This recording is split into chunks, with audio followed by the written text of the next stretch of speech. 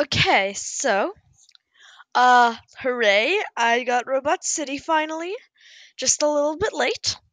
Uh, Thanks for the viewer who bought it. I think we'll see how this goes. Anyway, so this is Isaac Asimov's Robot City, Book 1, Odyssey. Yeah. So, huh, it's not by Isaac Asimov. Okay. Anyway, let's get started. Chapter 1, Awakening. The youth, strapped in the shock couch at the center of the small chamber, appeared to be peacefully sleeping. The muscles of his narrow face were relaxed, and his eyes were closed. His head had rolled forward until his chin rested on the burnished metal neckring of his orange safe suit. With his smooth cheeks and brush-cut sandy blonde hair, he looked even younger than he was. Young enough to raise the doorman's eyebrow at the least law-abiding as a spaceport bar.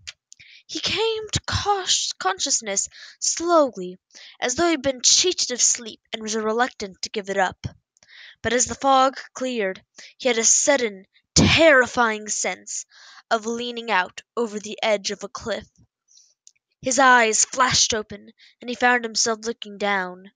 The couch into which the 5-point harness held him was tipped forward. Without the harness, he would have awakened in a jumbled heap onto the tiny patch of sloping floor plate wedged against the one-ply hatch that faced him. He raised his head, and his darting eyes quickly took in the rest of his surroundings. There was little to see.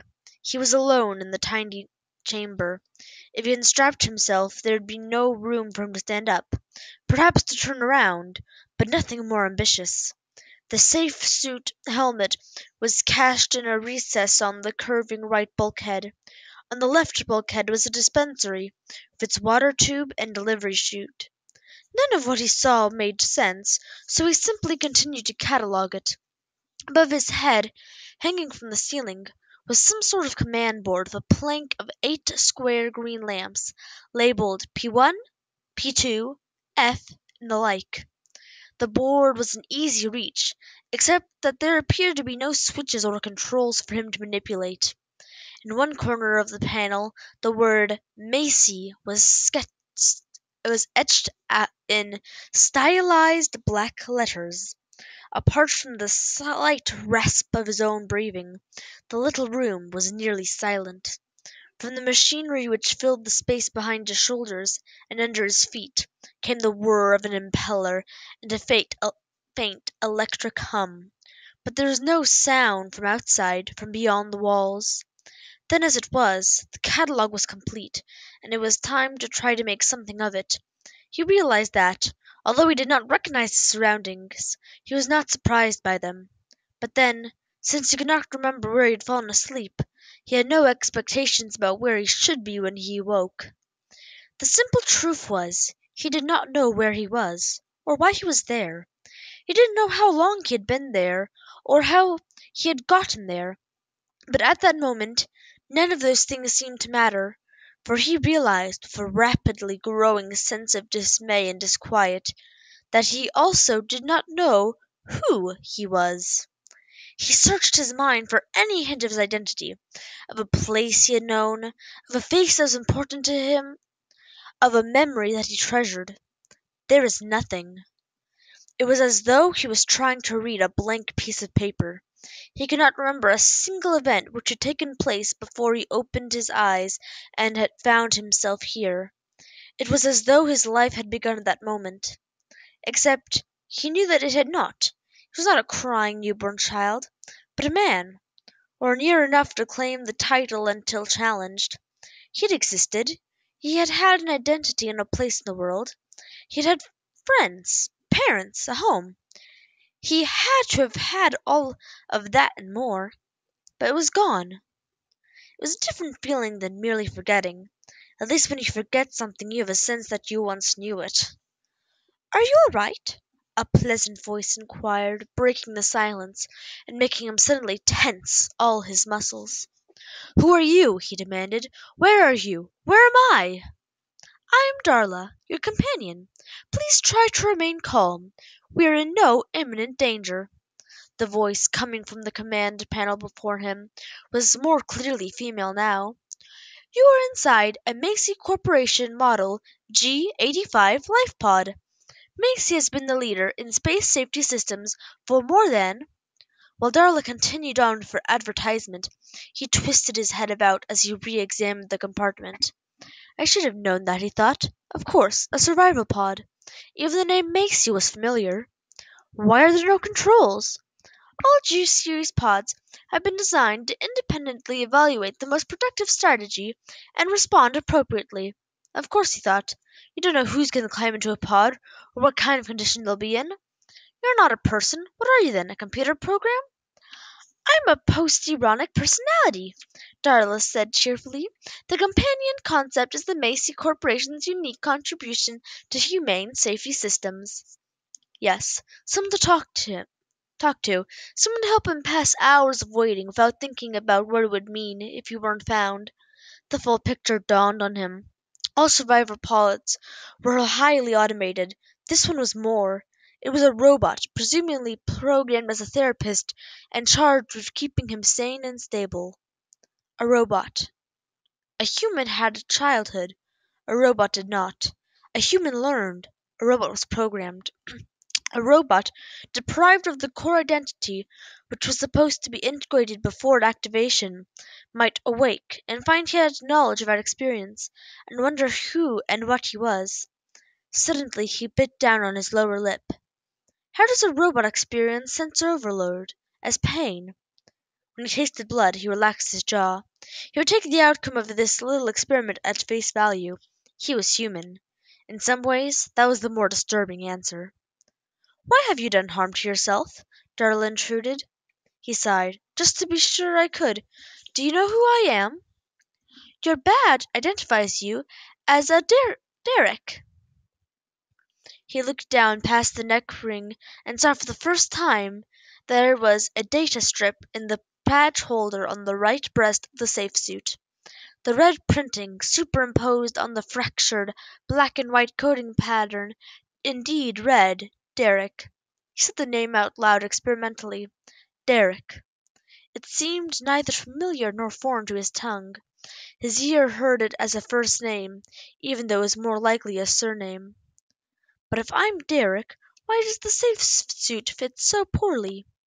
The waist ring and chest envelope would have accommodated someone with a much stockier build, and when he tried to straighten his cramped legs, he found that the suit's legs were a centimeter or two short of allowing him to do so comfortably. I certainly was shorter once, maybe heavier too. It would be my old suit, one I wouldn't have used except in an emergency. Or it could be my ID, but someone else's suit. "Can you scan the data strip on the badge?" she asked hopefully. "There should be a photograph, a citizen record, a kinship list. Then I know for sure." "I'm sorry. There's no data reader in the pod, and my optical sensors can't resolve a pattern that fine." Frowning, he said, "Then I guess I'll be Derek for now." He paused and collected his thoughts. To know his name, if it was his name, did nothing to relieve his feelings of emptiness. It was as though he had lost his internal compass, and with it the ability to act on his own behalf. The most he could do now was react. "All of the pod's environmental systems are working well," Darla offered brightly. "Rescue vessels should be on their way here now." Her words reminded him that there was a problem more important in the short run than puzzling out who he was. Survival had to come first. In time, perhaps the things he did know would tell him what he had forgotten. He was in a survivor pod. His mind took that one fact and began to build on it. When he shifted position in his harness, he noted how the slightest movement set the pod to rocking, despite the fact that its mass could hardly be less than 500 kilograms. He extended an arm and let the muscles go limp. It took a full second to fall to his side. 1/100th of a G at best. I'm in a survival pod on the surface of a low-gravity world. I was in a starcraft on my way to somewhere when something happened. Perhaps that's why I can't remember, or perhaps the shock of landing. There was no window or port anywhere in the pod, not even a hatch peephole. But if he couldn't see, perhaps Darla could. "Where are we, Darla?" he asked. "What kind of place did you land us on?" "Would you like me to show you our surroundings? I have a limpet packet available." Derek knew the term, though he wondered where he had learned it. A limpet pack was a disc-shaped sensor array capable of sliding across the outer surface of a smooth-hulled spacecraft, a cheaper but more trouble-prone substitute for a full array of sensor mounts. "Let's see." The interior lights dimmed, and the central third of the hatch became the background for a flat-screen projection directed down from the command board overhead. Derek looked out on an ice and rock landscape that screamed its wrongness to him. The horizon was too close, too severely curved. It had to be distortion created by the camera, or a false horizon created by a foreground crater. "Scan right," he said. But everywhere was the same, a jumble of orange-tinted ice studded with gray rock, merging at the horizon into the velvet curtain of space. He could see no distinct stars in the sky, but that was likely to be due to the limited resolving power of the limpet, not because of any atmosphere. The planetoid's gravity was too slight to hold even the densest of gases, and the jagged scarps showed no signs of atmospheric weathering. In truth, it looked like a leftover place, the waste of star and planet making, a forgotten world which had not changed since the day it was made. It was a cold world, and a sterile one, and, in all probability, a deserted one. Formerly deserted, he corrected himself. "Moon or asteroid?" he asked Darla. "No matter where we are safe," Darla said ingenuously. "We must trust in the authorities to locate and retrieve us." Derek could foresee quickly going weary of that sort of evasion.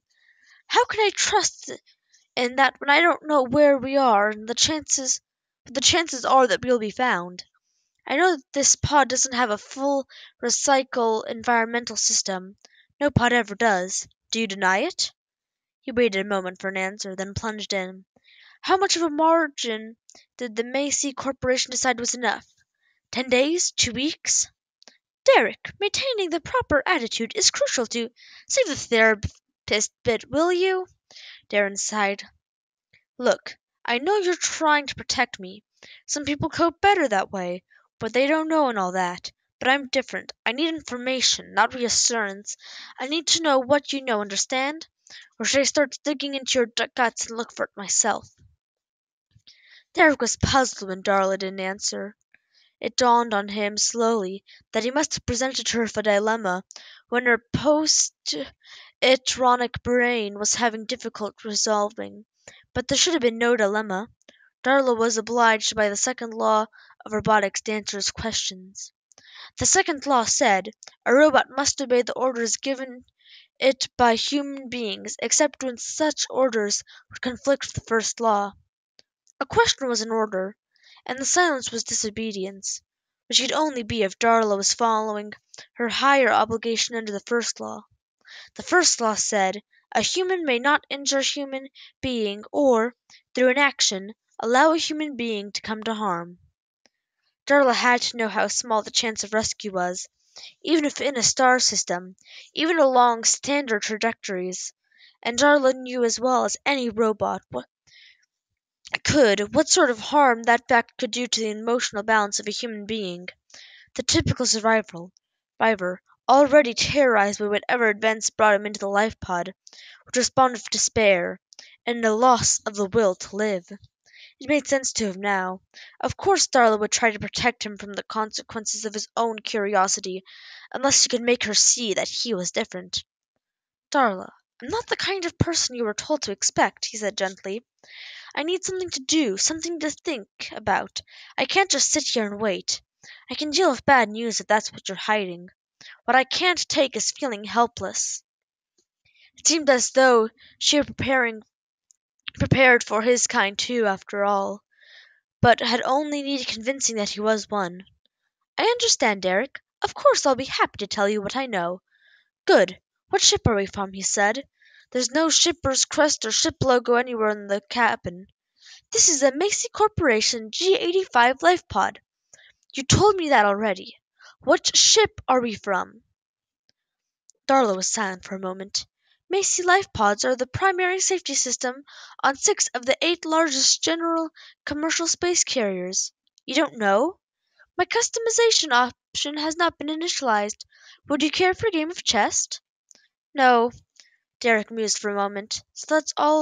You so all you know how to do is shill for the manufacturer, which means that we probably came from a privately owned ship.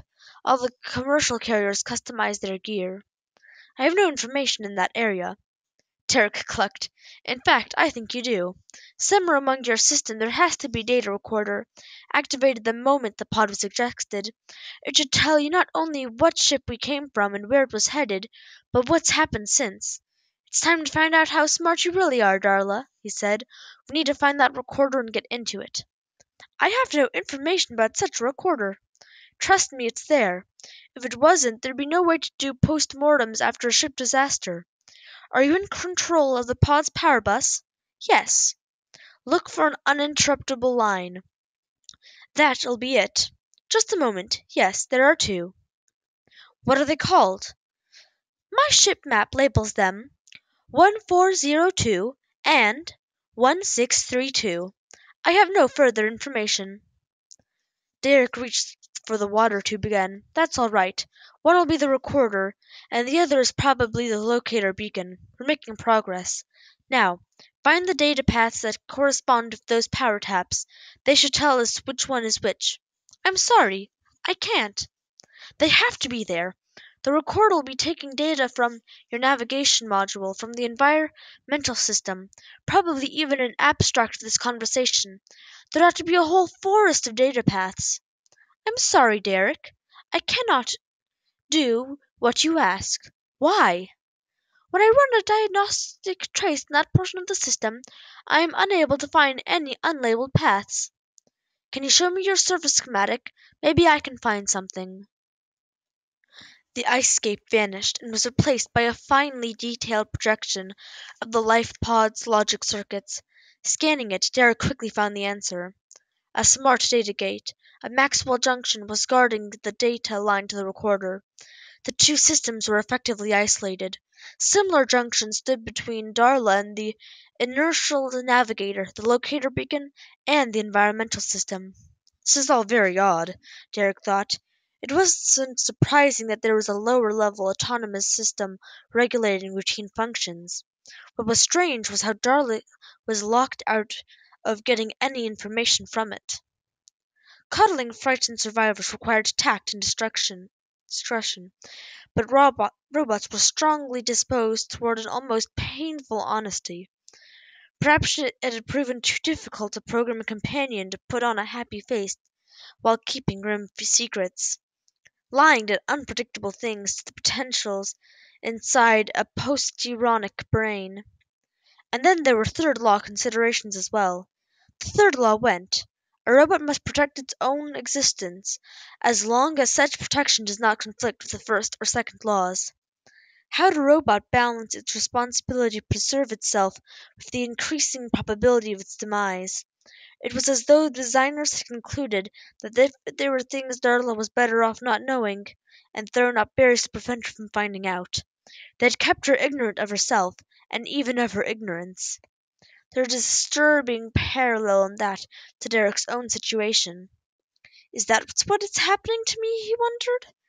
He had hoped almost from the first that his loss of memory was the consequence of whatever disaster had put him in the life pod, perhaps along with the shock of a hard landing on this world.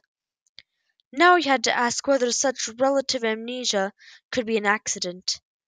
He had read the schematic easily, but he could not remember where or why he had acquired the skill. Obviously he had some technical training, a fact which, if he survived, might prove a useful clue to his identity. But why would he remember the lessons but not the teacher? Could his brain have been that badly scrambled? Yet, reading the schematic was a complex task which clearly required that his mind and memory be unimpaired. As well as he could judge, his reasoning was measured and clear. If you were in shock or suffering from a concussion, wouldn't all his faculties be affected? Perhaps this wasn't something that had happened to him. Perhaps, as of Darla, it was something that had been done to him. Derek grimaced. It was unsettling enough looking at the blank wall of his past, but even more unsettling to think that hiding behind that wall might be the reason why it had been built. By this time, Darla had grown impatient. "Have you found anything?" Darla asked with a note of anxiety. Blinking, Derek looked at the status board. "The recorder's tied in through a Maxwell junction. The junction won't pass through the recorder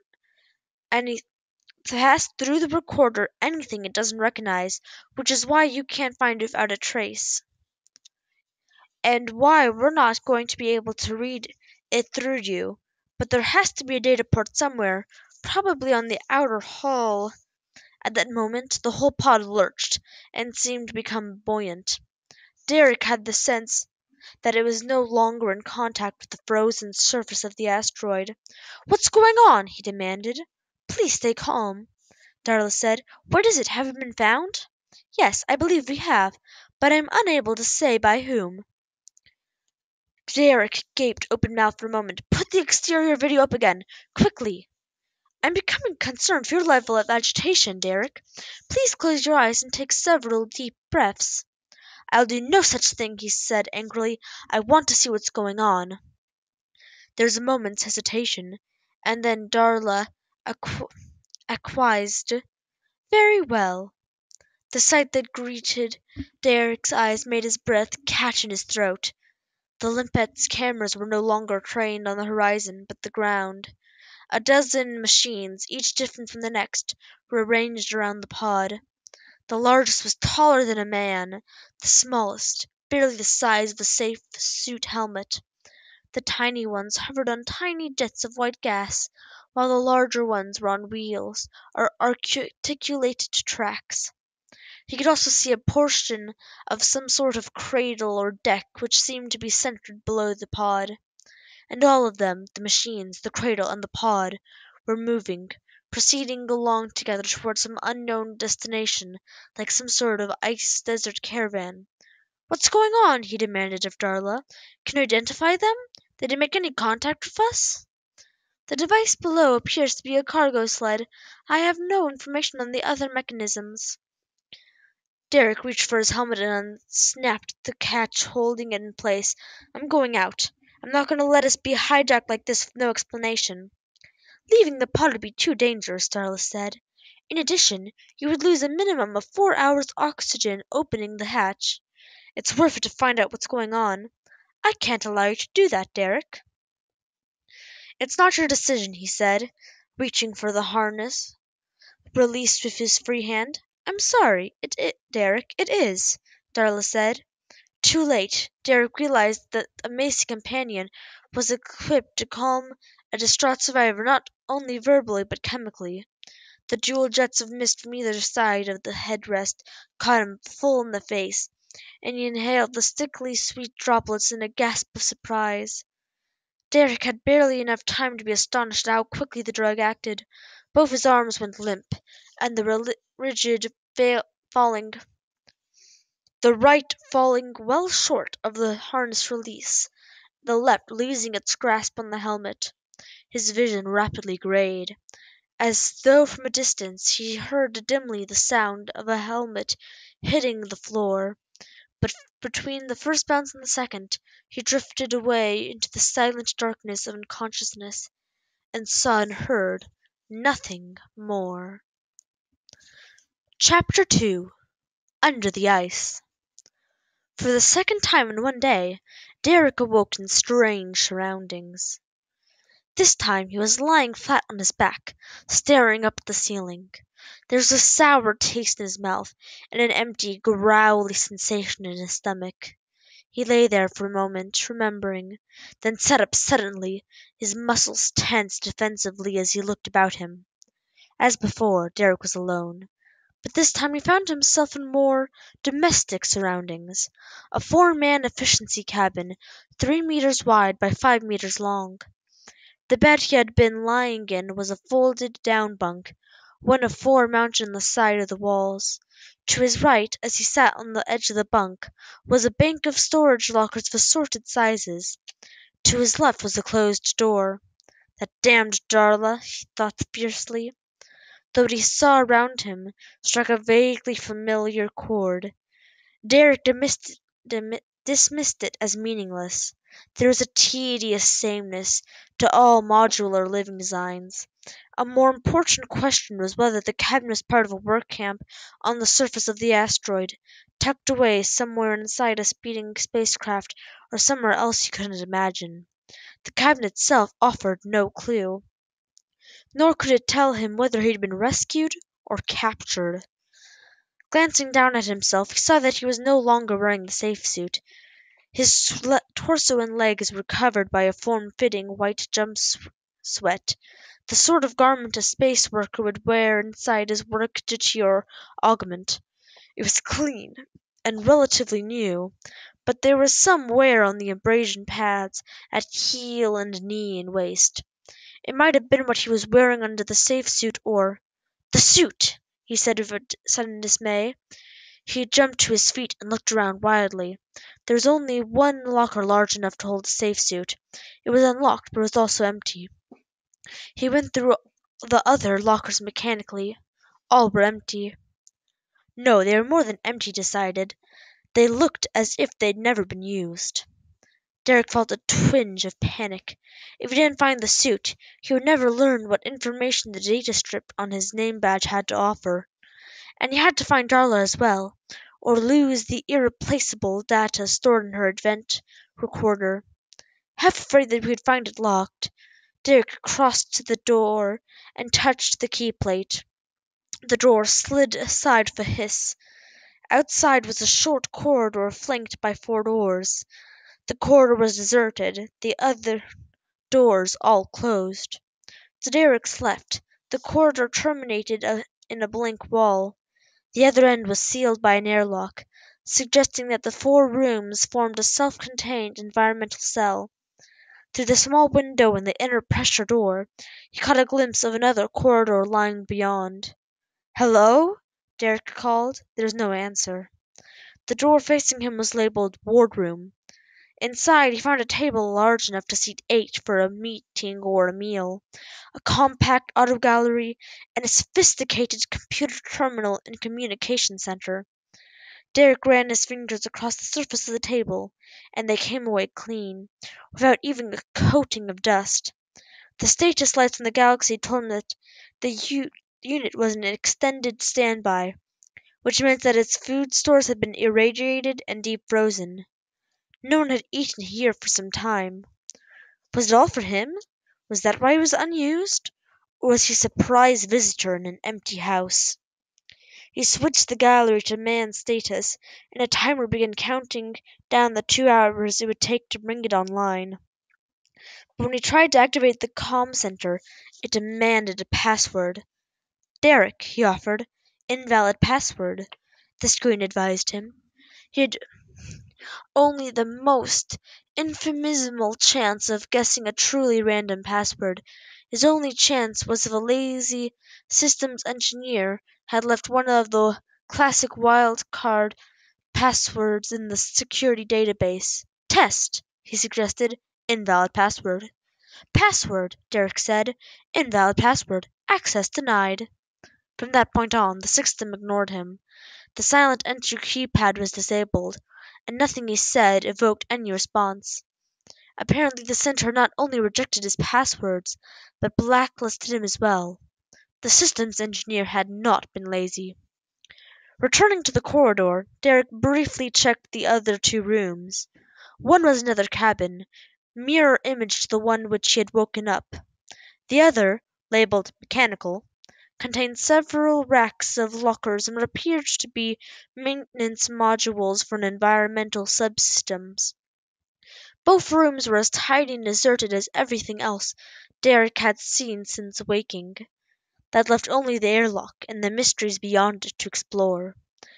The inner voice door bore the sonograph in a circle emblem which meant voice command. "Open," he said, and the inner door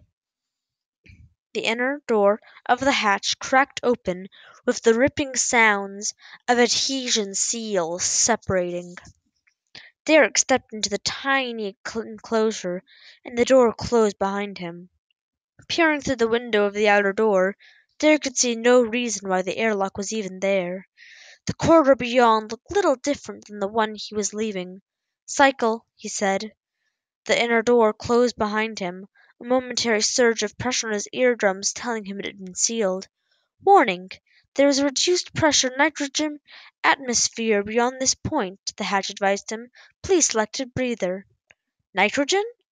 Only then did Derek notice the small delivery door in the side wall. Inside he found several goggle-like masks made of grey plastic. Selecting one, he saw that the mask was meant to fit over the middle third of his face, like a pair of wraparound sunglasses that had stripped down his nose. The breather's straps were hollow elastic tubes that met behind his neck. A flexible gas delivery tube led from there to the cartridge pack, which was small enough to strap to the upper arm. When he put the breather on, however, he could not make the bottom edge of the mask seal against his upper lip keep out the outside air. With the gap, the breath he drew would be a mixture of free nitrogen and oxygen from the breather. Blatantly, Derek realized that was intentional. It was an arrangement that not only reduced the size of the cartridge pack, but also left his sense of smell unimpeded. A clever built bit of engineering with minimalistic flavor. "Ready," Derek said. "Warning! Reduced gravity beyond this point," the hatch advised him. "I hear you," he said as the outer door began to open. "Nitrogen? Low G?" he wondered as he stepped out. "Where am I? What's going on?" There were no immediate answers. It was cold, cold enough to bring a flush of color to his cheeks. The chills seemed to radiate equally from the ceiling and floor, though they were both made of insulating seismic mesh. Standing there just outside the pressure hatch, Derek could hear a cacophony of machine noises, hissing and rumbling, grinding and squealing. But the drop in pressure, which distended his eardrums, made it seem as though he were trying to hear through a pillow. Aside from the fact that there was activity somewhere, he got nothing useful out of what he heard. He could not tell what kinds of machines he was hearing, or what they were doing. Determined to follow the sounds to their source, he started down the corridor, or tried to. He ended up flat on his face on the cold deck, uninjured, but chastened. Collecting himself, he tried again, this time pulling himself along the corridor by the center handrail. 30 meters ahead, the corridor opened into an enormous low-ceilinged chamber. Derek gaped as he took in its dimensions. It suggested armories, playing arenas, open-plan factories. He forced a yawn and swallowed hard as the pressure in his left ear equalized. Yes, those were definitely machine noises. But what kind of machines, doing what kind of work? Between the cold and low gravity, Derek concluded that he was still on the asteroid where his life pod had crashed. From the structure of the chamber, he concluded that he was most probably underground. More important, he was not alone. There were robots moving among the stacks and aisles. Dozens of them, of a half-dozen varieties. But in another sense, he was alone, for there were no other people. There were not even handrails in the aisles to make the chamber human accessible. The chamber belonged to the robots by default. What tasks they were so busily attending to, he could not divine. The nearest of the robots, a squat, box-like unit with a single telescoping arm, was only a few dozen meters from Derek. As Derek watched, it plucked a fist-sized component from a rack, stowed it in a cargo basket, and retracted its manipulate her arm. Its mission apparently accomplished, the robot started away, coasting on a cushion of air from under its venturi skirt. "Stop!" Derek called out, but the robot continued on, seemingly deaf to Derek's command. On impulse, Derek released the handrail and went in pursuit. But the asteroid's minimal gravity field, it was like trying to run with both legs asleep. He was perpetually off balance, his slippered feet failing to give him the traction he expected. When he came to his first 90-degree turn, he went sprawling, scattering a rack of small chromium cylinders. Not even the wreckage from his spill slowed the robot's retreat. It continued on toward what appeared to be a lift shaft, a circular black pit in the floor, and a matching one in the ceiling, linked by 4 chrome guide rods. "How am I supposed to catch you?" he complained, climbing to his feet. "I can't fly." There had to be a better way, and looking more closely, he at 2 robots heading down the aisle toward him. Derek saw what it was. Unlike the picker, the man-sized robots were built on a standard 3-point ball drive chassis, like 3 marbles under a bottle cap.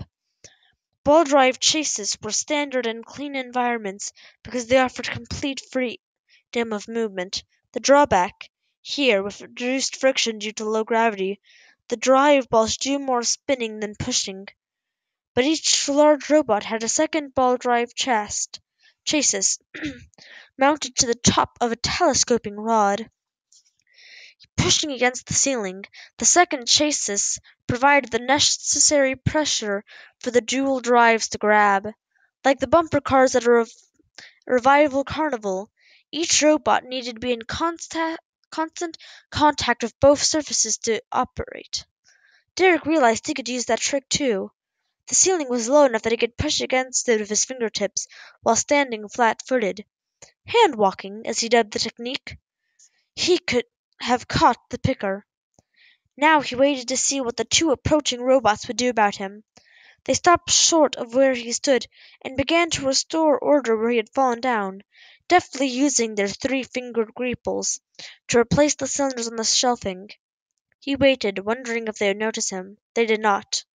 "I am in danger," he called to him. "I need your help." The robots continued their housekeeping, apparently oblivious to his presence. He drew closer and examined the nearer of the 2 as it worked. It had normal audio sensors, but no evidence of a vocalizer. In short, it was mute. It could not answer. But there had to be some higher-level robots in the complex, ones capable of recognizing him for what he was and responding to his needs. The pickers and custodians he crossed paths with could hardly be working without supervision. Likewise, the E-cell he woke in could not be the only structure for humans from the complex. Somewhere there was a management team, programmers, supervisors. There was no such thing as a completely autonomous robot community. Thinking that there had to be a way to call the control room from the E-cell, Derek started back. As he did, he saw a sight that brought him up short. A humanoid robot was standing at the end of the corridor to the E-cell, studying him. They stared at each other for a long moment. The robot's skin was a gleaming pale blue, a vivid declaration of its machine nature.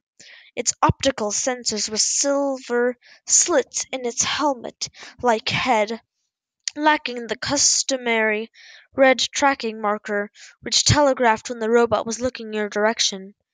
Even so, there was no doubt in Derek's mind that he was the object of the robot's rapt and unnaturally focused attention. The robot was the first to move, turning away and disappearing into the corridor, hand-walking with easy coordination. Derek followed as quickly as he was able. By the time he reached the corridor, the robot was already inside the airlock. It took no more than 15 seconds for Derek to reach the outer hatch and pass through into the E-cell. Even so, when he stepped out into the inner corridor, the robot was already emerging from the wardroom, its business apparently finished. "I am in danger," Derek said. "I need your help." False assessment. You are not now in danger, the humanoid robot said. Should you be in danger, help will be provided. The robot took a step toward the presser hatch, and Derek moved to place himself in its path. I'm not leaving. I'm not letting you leave here until you tell me where I am and what I'm doing here, Derek said sharply. The robot's answer was non-verbal but perfectly clear. Stepping closer, it grasped his shoulders firmly but gently and moved him out of the way. Then it walked with smooth strides past him to the hatch. Open, it said. Feeling helpless, Derek let the robot go, then turned to see if he could discover what it had been doing in the wardroom. Only two things had changed since Derek had left. The gallery was still counting down to full demand status, but the selector was now showing a short list of selection that were already available. Derek himself had set that in motion. It was the other change that the robot was responsible for. The screen at the comm center was no longer blank. In bright red letters it reported, "Message transmitted." It was then that Derek knew for certain that he was alone on the asteroid. The fact that there was an environmental cell deep under the surface implied there had once been at least a temporary human presence here. But this little world was in the hands of the robots now, and he was a trespasser. What message they had sent about him and to whom they had sent the message, there was no telling. Okay, so that's the end of today's reading. That's only the first two chapters. Man, I'll be busy for a while. Anyway, I hope that you enjoyed. I'm sorry it was a little late, but I mean, that's okay because if I didn't decide to be a day late, I would be reading a different book. So, thank you for watching. I hope you enjoyed. That's it. Bye.